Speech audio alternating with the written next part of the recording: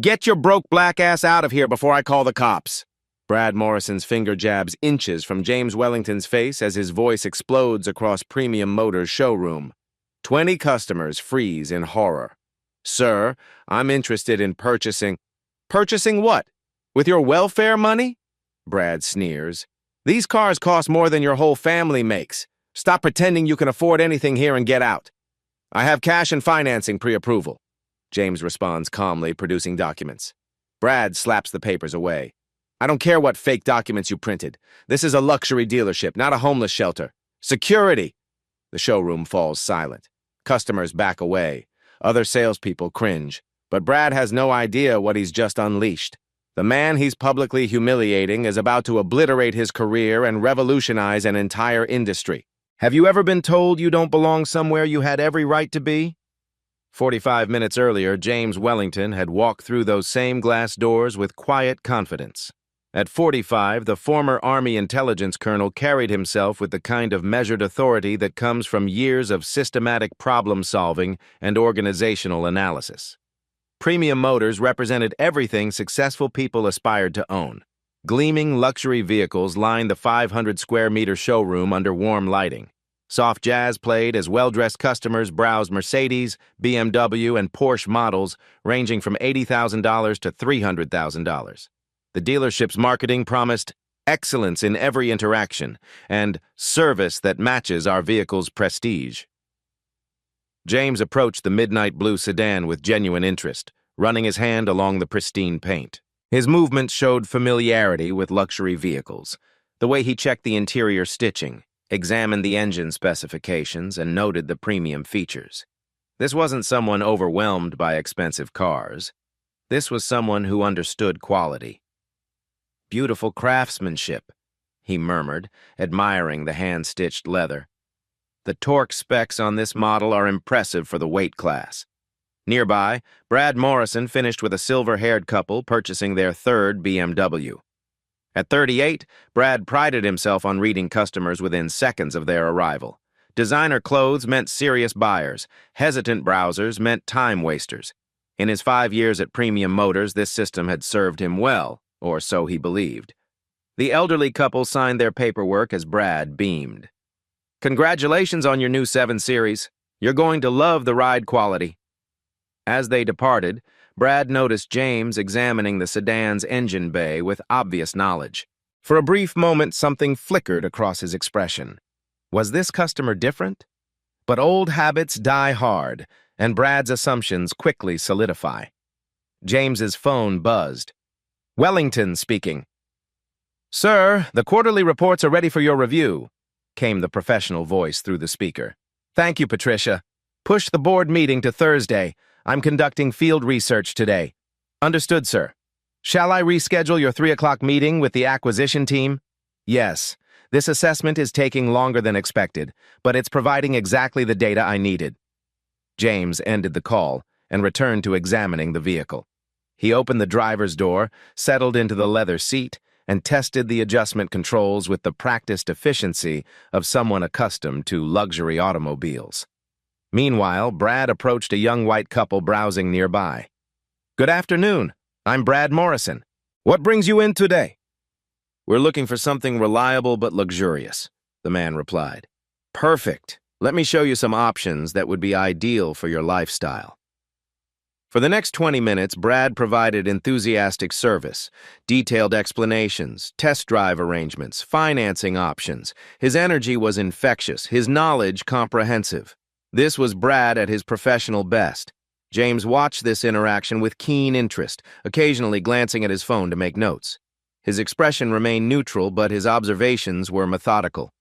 Customer approach techniques, response times, product knowledge demonstration, service quality metrics. A second couple arrived, also white, also well-dressed. Brad immediately acknowledged them with a warm smile and a promise to assist them shortly. When a Hispanic family entered, Brad offered a polite nod but continued focusing on his current customers. James noticed everything. The subtle differences in greeting warmth, the variation in attention levels, the unconscious bias patterns that most people would miss but that his trained eye caught immediately. His phone buzzed again. This time he stepped away to take the call privately. Wellington Enterprises, this is Patricia. Patricia, it's James. Add Premium Motors to the priority assessment list. The patterns I suspected are even more pronounced than our preliminary data suggested. Should I prepare the standard intervention protocols, sir? Not yet. I need complete documentation first. This has to be airtight when we proceed. Understood. How much longer do you estimate? Give me another hour. If my hypothesis is correct, we'll have everything we need for a comprehensive case study. James returned to the sedan, now with renewed purpose. This wasn't just about purchasing a vehicle anymore, though he genuinely needed new cars for his executive team. This was about documenting systemic issues that could serve as a catalyst for industry-wide change. He opened the hood again, this time taking photos of specific components. His knowledge of automotive engineering was evident in which details captured his attention.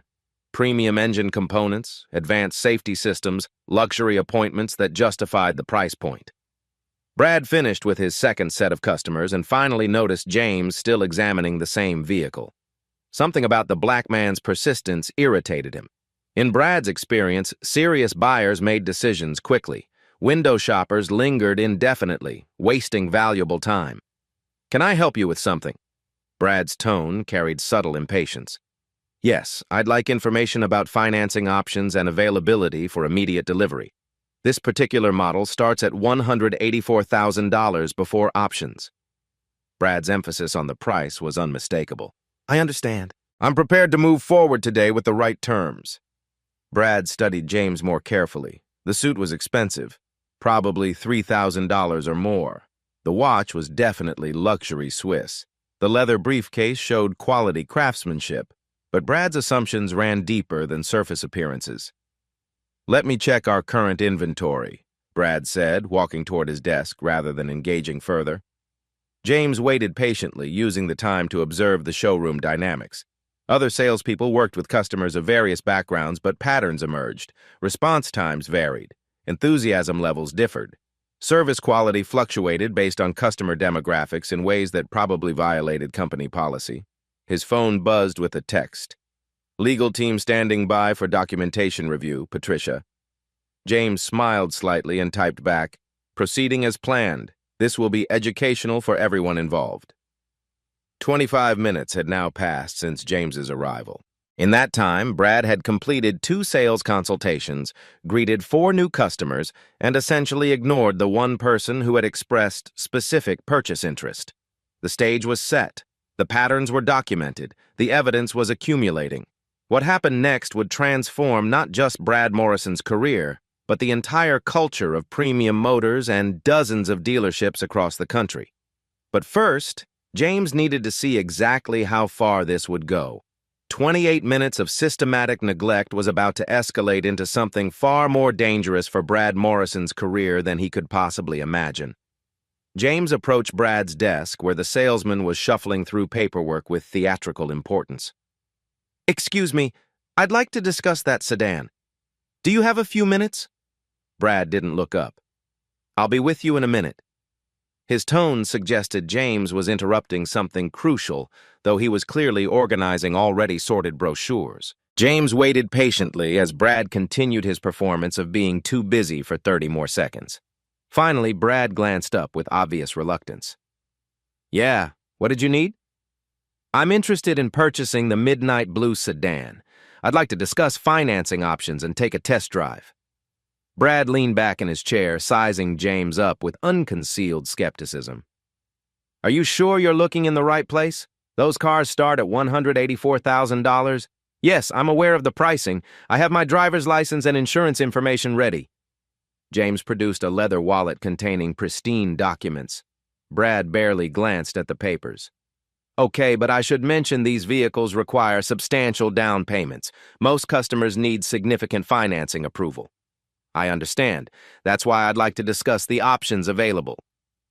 Something in James's calm persistence irritated Brad further. In his experience, customers who couldn't afford luxury cars eventually revealed themselves through hesitation, questions about cheaper alternatives, or obvious discomfort with pricing.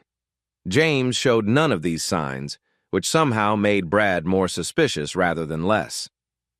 Let me ask you this. Brad said, his voice taking on a condescending edge. What's your budget range? Because I don't want to waste either of our time if we're not in the same ballpark. I prefer to hear about the vehicle's features and financing structure before discussing specific numbers. Brad's expression hardened. This was exactly the kind of evasive answer he expected from time wasters. Look, I appreciate you coming in, but these cars are serious investments. The insurance alone probably costs more than most people's car payments. I'm prepared for the full ownership costs. Are you pre-approved for financing somewhere? I have several options available. Brad stood up, his patience exhausted. Okay, here's the thing. I've been doing this for 5 years, and I can usually tell when someone's genuinely ready to buy versus just looking around. Maybe you should start with something more practical. There's a Honda dealer about 2 miles down the road. James remained perfectly calm. I'm specifically interested in this Mercedes model. Could we please discuss the test drive procedure? Test drives require proof of income and insurance verification. Do you have recent pay stubs? I can provide whatever documentation you require. Brad walked over to where James stood beside the sedan, his body language becoming more aggressive. Listen, buddy, I'm trying to be nice here, but these cars aren't for everyone. They require serious money, like $200,000 cash or perfect credit with substantial income verification. I understand the requirements. Do you? Because I'm looking at someone who probably makes $40,000 a year asking about a car that costs 5 times that amount. Brad's voice rose slightly, drawing glances from nearby customers. James's expression didn't change. I'd prefer to discuss my financial qualifications with someone in management, if this is how you typically handle sales inquiries. Management? Brad laughed harshly. Management is going to ask the same questions I'm asking. Look, I'm trying to save you embarrassment here. Why don't you think about what you can actually afford and come back when you're ready for a realistic conversation? A middle-aged white couple browsing nearby exchanged uncomfortable glances. The woman whispered something to her husband, who shook his head in disgust. Sir, I'd simply like the same service you provided to your previous customers, James said quietly. My previous customers had realistic expectations and didn't waste my time with fantasy shopping. How do you know my expectations are unrealistic? Brad's voice grew louder, attracting more attention. Because I know exactly what kind of customer can afford these cars, and it's not someone who needs to think about it for 30 minutes without providing basic financial information. James pulled out his phone and made a quick note. This didn't go unnoticed by Brad, who interpreted it as a sign of weakness. What are you doing, writing a complaint? Good luck with that. Any manager's going to ask why you couldn't answer simple qualifying questions. I'm documenting our interaction for future reference. Future reference. Brad's laugh turned nasty. What future? You think you're going to come back here with some imaginary money and demand service? This isn't how luxury car sales work. More customers were staring now. A young Hispanic family near the Porsche display looked uncomfortable and began moving toward the exit. An elderly black woman with her adult son pointed in their direction, clearly disturbed by what they were witnessing. Maybe, Brad continued, his voice now carrying across the showroom, you should try somewhere more suited to your circumstances. There are plenty of used car lots that would be happy to work with your budget. What circumstances would those be? James asked quietly. You know exactly what I mean. Don't make this harder than it needs to be. James took another note on his phone.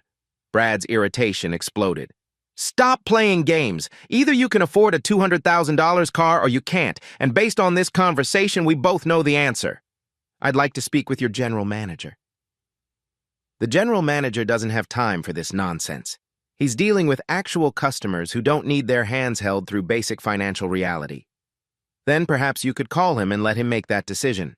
Brad stepped closer, his voice dropping to what he thought was a threatening whisper but was clearly audible to nearby customers. Listen carefully. I'm being patient because I'm a professional, but my patience has limits. You're not buying anything today. You're not buying anything next week. So stop wasting everyone's time with this charade. What charade would that be? Pretending you belong in a place like this? The words hung in the air like a physical slap. Several customers gasped audibly. A well-dressed white couple immediately headed for the exit. the woman muttering absolutely disgraceful to her husband. James's calm smile never wavered. Could you clarify what you mean by that? Brad realized he'd crossed a line, but instead of backing down, his anger intensified. You know exactly what I mean. This is a luxury dealership, not a place for people who can't afford what we're selling. And you've determined I can't afford these vehicles based on what criteria? Based on 30 minutes of watching you ask questions without providing any real financial information. Based on your obvious discomfort with the pricing. Based on... Brad caught himself before saying what he was really thinking. Based on what? James pressed gently. Based on common sense. Brad's voice cracked slightly. Look, I'm trying to be professional here, but you're making this impossible. Just go somewhere more appropriate, okay? James made another note on his phone. Define appropriate. Somewhere that matches your actual budget and expectations. Somewhere that works with your kind of situation.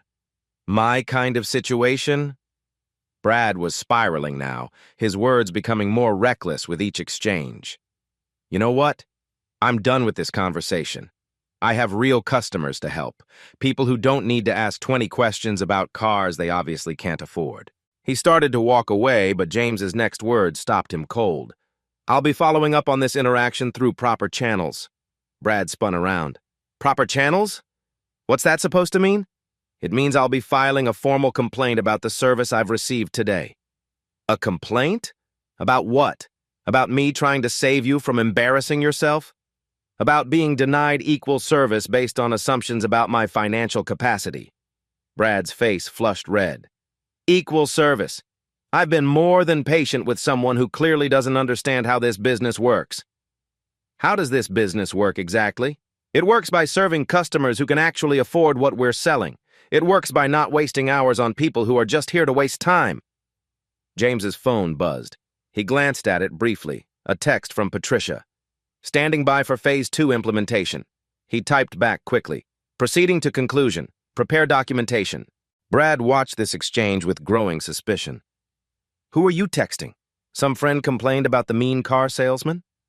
I'm coordinating my next steps regarding this situation. Your next steps? Brad laughed bitterly. Here's a step for you. Walk out that door and don't come back until you can afford to shop here. The showroom had grown noticeably quieter. Conversations stopped as customers strained to hear the escalating confrontation. Even other salespeople paused their activities to watch. James pocketed his phone and looked directly at Brad. Thank you for clarifying your position so thoroughly. This has been very educational. Educational? What's educational about wasting my time?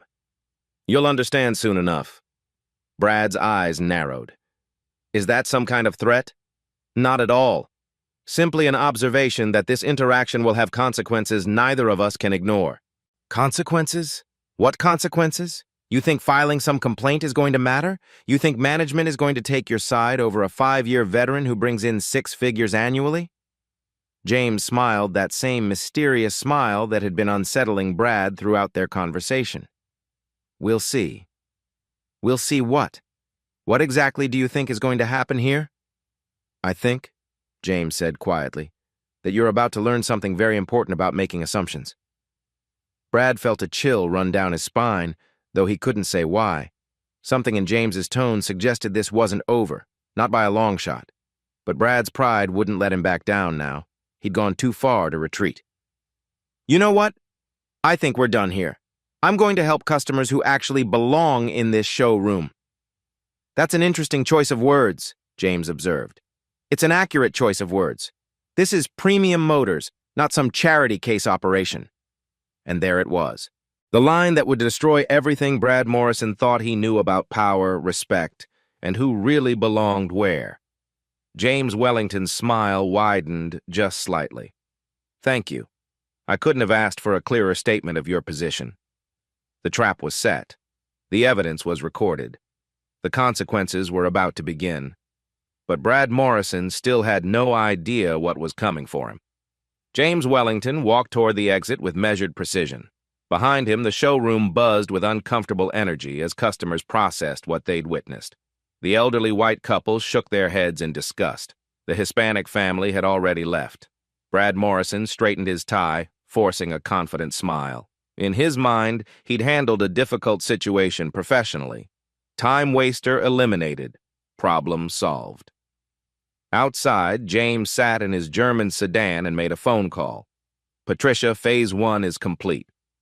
How extensive was the documentation, sir? Beyond our projections. Clear audio, multiple witnesses, escalating behavior demonstrating systematic bias.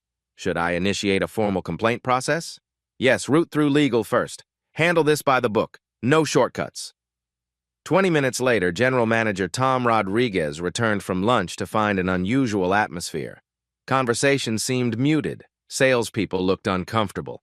Everything okay? Tom asked Sarah Williams. Check with Brad about his last customer interaction. It got heated. Tom approached Brad's desk. Sarah mentioned an incident. Not an incident, just a guy who couldn't take no for an answer. Wanted to test drive cars he obviously couldn't afford. I handled it professionally. Tom made a mental note to review security footage later.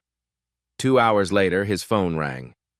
Mr. Rodriguez, this is Catherine Walsh from Wellington Holdings Legal Department. We're filing a formal discrimination complaint regarding an incident at your location today. Tom's blood pressure spiked. Could you repeat that? One of our executives experienced racially motivated discrimination from your sales staff. We have extensive documentation. Wellington Holdings. I'm not familiar with that company. I'd suggest you familiarize yourself quickly. Documentation will be forwarded within the hour. Tom immediately pulled security footage. What he saw made his stomach drop. The cameras captured everything. Brad's dismissive body language, escalating hostility, clear audio of increasingly hostile comments. He called the corporate immediately. We have a code red situation. Discrimination lawsuit incoming.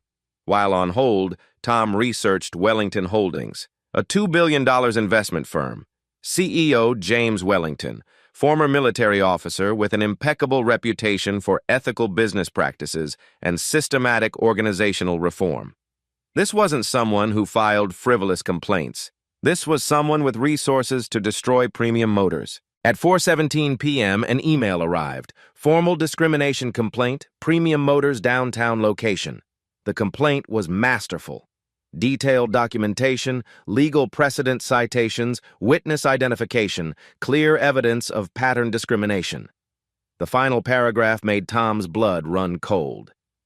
Wellington Holdings reserves the right to pursue all available legal remedies and conduct comprehensive audits across the Premium Motors network to determine scope of systemic issues. Tom realized Brad had triggered a crisis that would reshape the entire company. Meanwhile, Brad's colleagues began discussing the incident among themselves. That was really uncomfortable to watch, Marcus Brooks told Sarah Williams. I've never seen Brad get that aggressive with a customer before. The guy seemed legitimate to me. His suit was expensive, nice watch, professional demeanor. Brad kept saying he was wasting time, but the customer never seemed like he wasn't serious. Word spread quickly through the dealership staff. By closing time, everyone knew something significant had happened, though none realized the full scope of what was coming. Tom spent the evening reviewing policy manuals, legal precedents, and crisis management protocols. Every angle he examined made the situation look worse. Brad Morrison drove home, unaware his professional life was about to implode. He'd forgotten about James Wellington, dismissing the interaction as another difficult customer who couldn't handle being told the truth. That ignorance would last exactly 18 more hours. Tomorrow morning, Brad would discover he'd just had the most expensive conversation of his career. And James Wellington?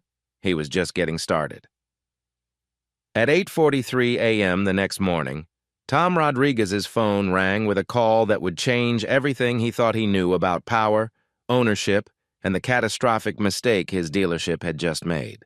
Tom, this is Regional Manager Patterson. I need you to sit down for this conversation. I'm sitting. How bad is the legal exposure? Tom, do you know who Wellington Holdings is? Some investment firm. Big enough to cause us problems, obviously. Patterson's voice carried a weight that made Tom's stomach clench. Wellington Holdings isn't just some investment firm. They're our parent company's largest shareholder. They own 38% of Premium Motors International. The words hit Tom like a physical blow. What? What did you just say? 6 months ago, Wellington Holdings acquired controlling interest in our entire dealership network. The CEO who got discriminated against in your showroom yesterday. James Wellington owns our company. Tom's vision blurred as the full scope of the disaster became clear. Oh my God, we're all fired. It gets worse. Wellington Holdings specializes in acquiring underperforming companies and transforming them through systematic culture change. James Wellington has a reputation for conducting undercover assessments of every business he acquires. You're telling me this was intentional? He came in specifically to test us? That's exactly what I'm telling you, and we failed in the most spectacular way possible. Tom's hands trembled as he reached for his coffee, knocking over a stack of sales reports. How long have you known? I found out at 6 this morning when corporate CEO Martinez called me in a complete panic. Apparently, the board of directors received a comprehensive report documenting not just yesterday's incident, but pattern discrimination across multiple locations. Multiple locations? Wellington has been conducting systematic audits for months. Yesterday wasn't his first visit to dealerships in our network. It was just the worst response he'd encountered. Tom stared at his computer screen, trying to process the implications. So when he said he'd be following up through proper channels, he was talking about firing everyone involved and potentially restructuring the entire company. The irony was devastating. Brad Morrison had spent 30 minutes insulting, dismissing, and publicly humiliating the one person who literally owned the building they were standing in. Patterson? What do? We pray that James Wellington is more interested in fixing problems than destroying careers, because if he wants us gone, we're gone. Today. Tom's computer chimed with an incoming email. The subject line read, Meeting request, James Wellington, CEO Wellington Holdings. His hands shook as he opened the message. Mr. Rodriguez, I'll be visiting your location at 10 a.m. to discuss yesterday's customer service experience and its implications for Premium Motors' future operations. Please ensure Mr. Morrison is available for this conversation. J. Wellington. Tom immediately called Brad's extension. Brad, I need you in my office immediately. Sure thing, boss. What's up? Just get in here, now. 3 minutes later, Brad strolled into Tom's office with his usual confident swagger. What's the emergency? Sit down. We need to talk about your customer interaction yesterday. Brad's expression shifted to mild annoyance. The guy who filed a complaint? I told you I handled it professionally. Some people just can't accept reality about their financial limitations. Brad, I need you to listen very carefully to what I'm about to tell you. Okay, shoot. Tom took a deep breath. The customer you insulted yesterday owns our company. Brad blinked. What? James Wellington is the CEO of Wellington Holdings.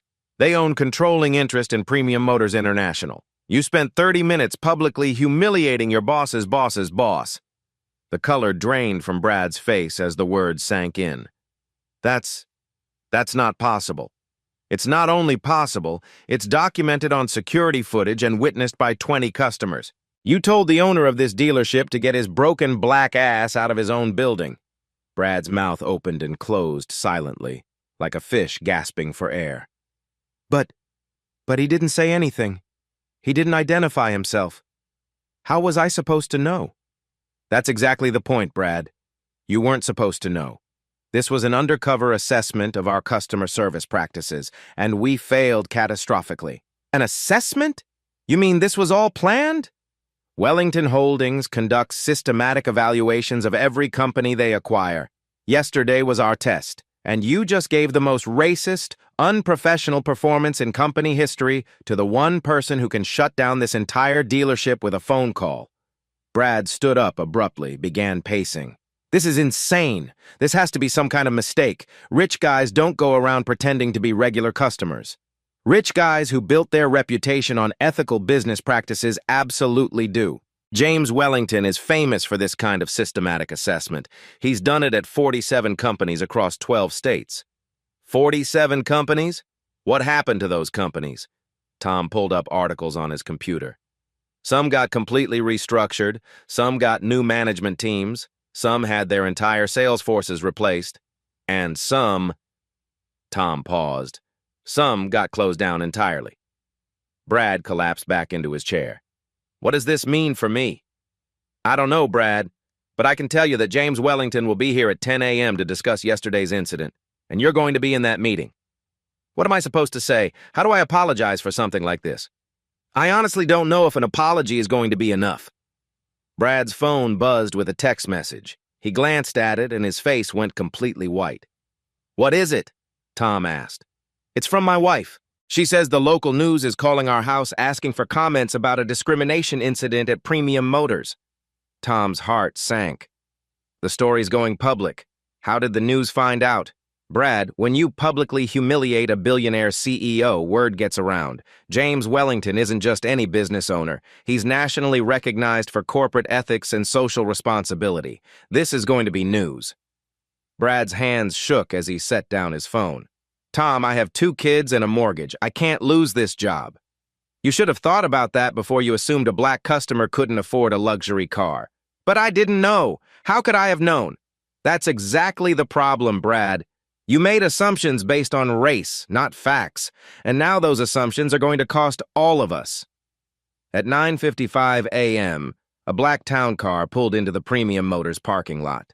Through the showroom windows, Tom and Brad watched James Wellington step out of the passenger seat, followed by 2 other individuals in business suits. James wore the same navy suit from yesterday, but his demeanor was completely different. Yesterday, he'd been patient, almost deferential. Today, he moved with the unmistakable authority of someone who owned everything in sight. "That's him," Brad whispered, his voice barely audible. "Oh, God, that's really him?" Tom straightened his tie and tried to compose himself. "Brad, whatever happens in the next hour, do not make this worse than it already is." "How could it possibly get worse?" "Trust me, it can always get worse." James Wellington walked through the front doors of Premium Motors like he owned the place, which Tom realized with sinking dread he literally did. The transformation was complete. Yesterday's patient customer had become today's corporate authority figure, and Brad Morrison was about to face the consequences of the most expensive conversation of his career. The reckoning had arrived. James Wellington entered Premium Motors with 2 associates, a sharp-eyed woman carrying a leather portfolio and a man with a tablet documenting every detail. The showroom fell silent as staff recognized the gravity of the moment. Tom Rodriguez approached with visible nervousness. "Mr. Wellington, thank you for coming. I'm Tom Rodriguez, the general manager." "Mr. Rodriguez." James's handshake was firm, professional, devoid of warmth. "This is Catherine Walsh, our legal counsel, and David Brooks, our operations analyst. Shall we proceed to your conference room?" "Of course. Right this way." As they walked through the showroom, James observed everything with the systematic attention of someone conducting a comprehensive evaluation.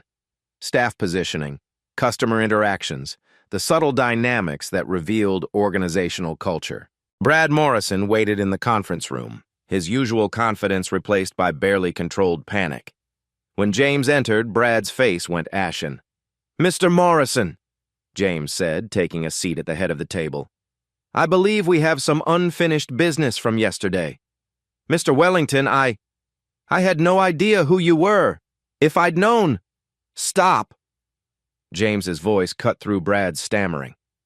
"If you'd known who I was, you would have treated me differently. That's exactly the problem we're here to address." Catherine Walsh opened her portfolio. "Mr. Morrison, we have comprehensive documentation of yesterday's interaction, security footage, audio recordings, witness statements from 8 customers and 4 employees. David Brooks activated his tablet.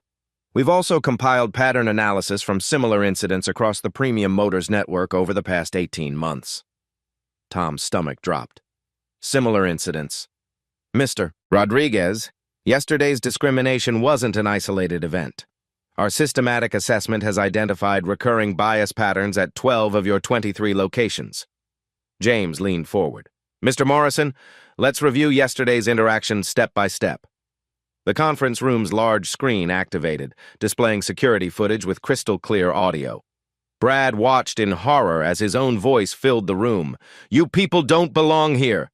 This isn't some charity case. Take your food stamps and get out."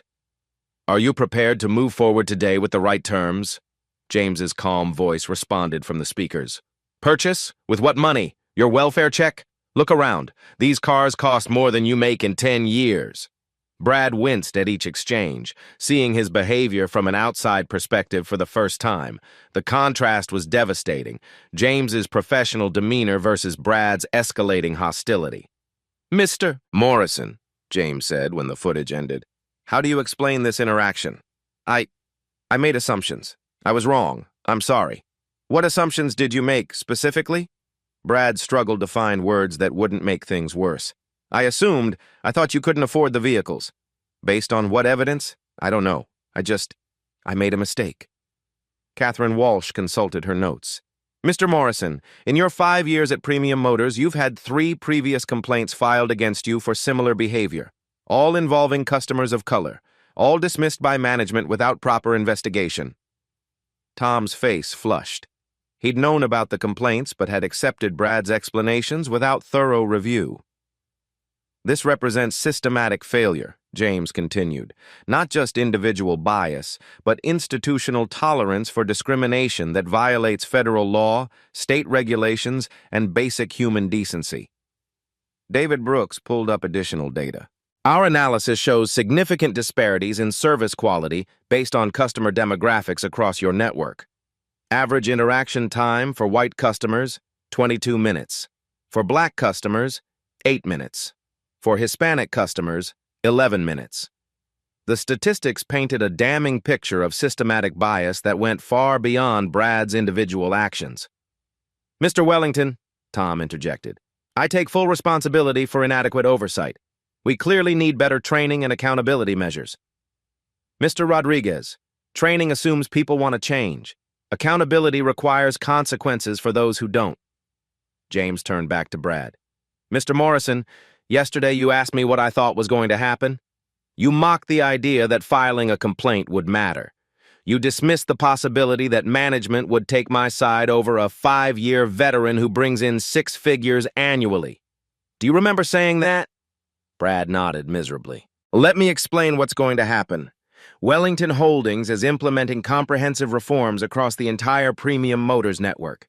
These reforms will include mandatory bias training, mystery shopper programs, customer service metrics tied to compensation, and zero-tolerance policies for discrimination." Catherine Walsh continued. "Employees who demonstrate commitment to change will receive extensive retraining and support. Those who resist or repeat discriminatory behavior will be terminated immediately. As for you specifically, Mr. Morrison," James's voice carried the finality of a verdict, "your employment with Premium Motors is terminated effective immediately. You'll receive 2 weeks severance pay, but no references or recommendations. Your behavior yesterday was recorded, witnessed, and documented. It will follow you to any future employer who conducts proper background checks." Brad's world collapsed. "Please, Mr. Wellington, I have a family. I'll do anything to make this right." "Mr. Morrison, the time to make this right was yesterday when you chose to treat a human being with dignity regardless of their race or perceived economic status. You chose differently." Tom watched in stunned silence as his top salesman's career ended with surgical precision. "However," James continued, "Wellington Holdings believes in redemption through education. Mr. Morrison, you'll be required to complete 40 hours of bias training through the Southern Poverty Law Center. You'll also perform 100 hours of community service with local civil rights organizations." "Will that help me find another job?" "That depends entirely on whether you genuinely change your perspective or simply go through the motions. Employers can tell the difference." David Brooks presented a comprehensive reform plan. "Mr. Rodriguez, these changes will be implemented across all Premium Motors locations within 90 days. Mystery shoppers will test service quality monthly. Customer satisfaction surveys will track demographic disparities. Staff compensation will include diversity and inclusion metrics. We'll also establish a customer advisory board including representatives from local NAACP chapters, Hispanic business associations, and other community organizations," Catherine added. James stood, signaling the meeting's conclusion. "Gentlemen, discrimination isn't just morally wrong. It's economically stupid. Businesses that embrace diversity and inclusion don't just do the right thing. They build stronger, more profitable organizations. Mr. Morrison, use this experience to become someone who fights against bias instead of perpetuating it." Mr. Rodriguez, prove that Premium Motors can lead this industry in ethical practices instead of trailing behind. Brad gathered his belongings with shaking hands. His career at Premium Motors was over, but perhaps his education in human dignity was just beginning. "One final point," James said as they prepared to leave. "This incident will become a case study used in business schools, sensitivity training programs, and corporate reform initiatives. Your choice, Mr. Morrison, is whether you'll be remembered as someone who learned from this experience or someone who remained unchanged by it." The meeting ended with Brad Morrison walking out of Premium Motors for the last time as an employee and James Wellington preparing to transform an entire industry's approach to customer service. The real work was just beginning. 3 months later, Premium Motors had become the automotive industry's most celebrated corporate reform story. What began with one man's racist outburst had evolved into a comprehensive transformation that was reshaping how luxury dealerships served their communities. The numbers told a remarkable story of systematic change. Customer satisfaction scores across the Premium Motors network had jumped from 67% to 92%. More importantly, the satisfaction gap between different demographic groups had virtually disappeared. White customers rated their experience at 93%, Black customers 91%, Hispanic customers 90%, Asian customers 92%. Tom Rodriguez stood in the same showroom where Brad Morrison had destroyed his career, watching a very different kind of customer interaction unfold. Maria Santos, a young Hispanic mother, was working with Derek Williams, a black salesman hired during the post-reform recruitment drive. "The safety features on this model are exceptional," Derek explained, demonstrating the collision avoidance system. "With 2 young children, these technologies can provide real peace of mind." "What about financing options?" Maria asked. "We have several programs designed for first-time luxury buyers. Let me show you what works best for your situation." The interaction was professional, respectful, and exactly what customer service should look like. No assumptions, no prejudgments, just quality service based on customer needs. The metrics were impressive across every category. Premium Motors had hired 12 new salespeople, 8 of whom were from underrepresented communities. Customer demographics had shifted dramatically. The dealership now served a 40% more diverse clientele, and sales revenue had increased by 28%. But the real measure of success went beyond numbers. In the employee break room, Sarah Williams was mentoring 2 new hires through their first week. "Remember, every customer deserves the same level of attention regardless of what they're wearing or what car they drive up in," she explained. "We've all heard stories about people in jeans and t-shirts buying 3 cars with cash." Brad Morrison's redemption arc had been surprising but genuine. The shock of losing his career had forced him to confront his own prejudices in ways he'd never done before. He'd completed the bias training program and now spoke at sensitivity workshops across the state. "I destroyed my career and hurt real people because I never examined my own biases," Brad now told audiences at training seminars. "If my story prevents one person from making the same mistakes, then some good comes from my failure." His transformation wasn't complete. Real change takes years, not months. But it was authentic enough that several organizations had begun inviting him to share his story as a cautionary tale. The Premium Motors reform model was spreading across the industry. 12 competing dealership chains had voluntarily adopted similar protocols after seeing the business results. The National Automobile Dealers Association had incorporated bias prevention training into their certification programs.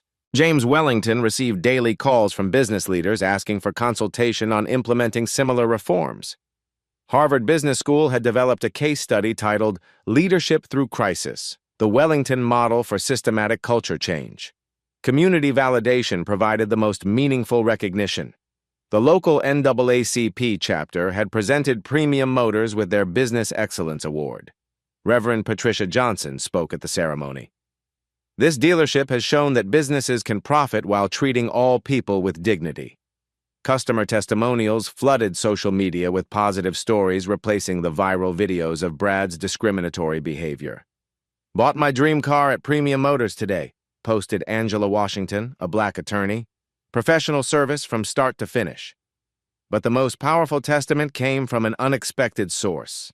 James Wellington stood before the quarterly staff meeting, holding a letter from the elderly white couple who had witnessed Brad's discriminatory behavior 3 months earlier. "Dear Mr. Wellington," he read aloud, "my wife and I were disgusted by what we saw that day. But we've watched the changes you've made, and we're impressed. We bought our new car from Derek Williams last week, and the service was exceptional. Legal precedent had been established as well. The Equal Employment Opportunity Commission cited the Premium Motors case in new guidance documents. The Department of Justice incorporated the Wellington Protocols into their civil rights enforcement training. Industry publications ran cover stories about the Wellington effect, the measurable improvement in customer satisfaction and business performance when companies proactively addressed bias rather than simply reacting to complaints. Tom Rodriguez had been promoted to Regional Diversity and Inclusion Director, overseeing similar transformations at other dealerships. His first assignment was implementing reforms at the 12 locations where pattern discrimination had been documented. As the quarterly meeting concluded, James Wellington offered a final reflection. 3 months ago, we faced a crisis that could have destroyed this company. Instead, we chose to use that crisis as an opportunity to become better. Every person in this room now knows that respect isn't optional. It's how we do business." The applause was genuine and sustained. They have proven that justice, properly applied, doesn't just punish wrongdoing. It creates systems that prevent future harm while building stronger, more successful organizations. Premium Motors had become more than a car dealership. It has become proof that change is possible when leaders choose courage over convenience and justice over the status quo. 1 year later, James Wellington returned to the same Premium Motors showroom for an unannounced visit. This time, he came not as an undercover investigator, but as a customer genuinely needing vehicles for his expanding business operations. The transformation was immediately visible. The sales floor buzzed with diverse staff serving customers of all backgrounds with equal professionalism. Derek Williams, now the top salesperson, was helping an elderly Asian couple explore financing options for their grandson's graduation gift. Maria Santos consulted with a young black professional about luxury SUV features for her growing family. "Good afternoon, sir. I'm Jennifer Park. How can I help you today?" A Korean-American saleswoman approached James with genuine warmth. "I'm looking for 3 vehicles for my executive team, something that reflects quality and reliability." "Excellent. Let me show you some options that might work perfectly for corporate fleet needs." For the next hour, James experienced exactly what customer service should be: knowledgeable, respectful, and focused entirely on meeting his needs. No assumptions about his budget, no questions about his qualifications, just professional excellence. Tom Rodriguez spotted James and approached with a smile. "Mr. Wellington, wonderful to see you again. I hope Jennifer is taking excellent care of you." "Outstanding service, as expected. I can see the culture change has taken root. It's become part of our DNA now. We're actually training teams from other industries who want to implement similar reforms. The numbers validated the transformation. Premium Motors had become the highest-rated dealership network in customer satisfaction. Revenue had increased 35% year over year. Employee retention improved 60%. The company had received 12 industry awards for ethical business practices. Brad Morrison had completed his community service and bias education requirements. He now worked as a diversity consultant, helping businesses identify and address unconscious bias in their operations. "I destroyed my career through ignorance and prejudice," he told the audience, "but I learned that redemption is possible when you genuinely commit to change." The Wellington Protocols had been adopted by over 200 businesses across 17 states. Business schools taught case studies based on the Premium Motors transformation. Government agencies used the model for civil rights enforcement training. Community partnerships flourished. Premium Motors Scholarship Program had sent 18 students to college. Their mentorship initiative connected young people with successful professionals from diverse backgrounds. International businesses requested consultations on implementing similar reforms. The Wellington model had been featured in Harvard Business Review, Forbes, and the Wall Street Journal. As James completed his vehicle purchases, Jennifer Park handed him the keys with obvious pride. "Thank you for choosing Premium Motors. We're honored to serve you." Walking to his new vehicles, James reflected on the journey from that humiliating day to this moment of genuine progress. Change hadn't been easy or instant, but it had been comprehensive and lasting. The work continued. Discrimination still existed in countless organizations, but now there was a proven roadmap for change. Leaders who chose courage over comfort could transform entire industries. Have you ever experienced discrimination while shopping or conducting business? What would you do if you witnessed treatment like Brad's behavior? How can we all hold businesses accountable for treating everyone with dignity? The next time you face discrimination, or witness it happening to others, remember James Wellington's example. Document everything, report through proper channels, and demand systematic change rather than just individual consequences. Share your experiences with businesses that demonstrate genuine commitment to equity. Support companies that treat all customers with respect. Use your economic power to reward businesses that do right and penalize those that discriminate. Change happens when people with influence choose to use it responsibly. James Wellington didn't just seek personal justice. He built systematic reform that benefits countless future customers. If stories of justice and positive transformation inspire you, subscribe for more videos showing how ordinary people create extraordinary impact. Like this video if you believe everyone deserves dignity and respect. Progress isn't always fast, but it's always possible when people choose courage over comfort and justice over convenience. Together, we can build a world where businesses succeed by serving everyone equally, because everyone deserves respect, and companies that understand that don't just survive, they thrive. At Black Voices Uncut, we don't polish away the pain or water down the message. We tell it like it is, because the truth deserves nothing less. If today's story spoke to you, click like, join the conversation in the comments, and subscribe so you'll be here for the next Uncut Voice.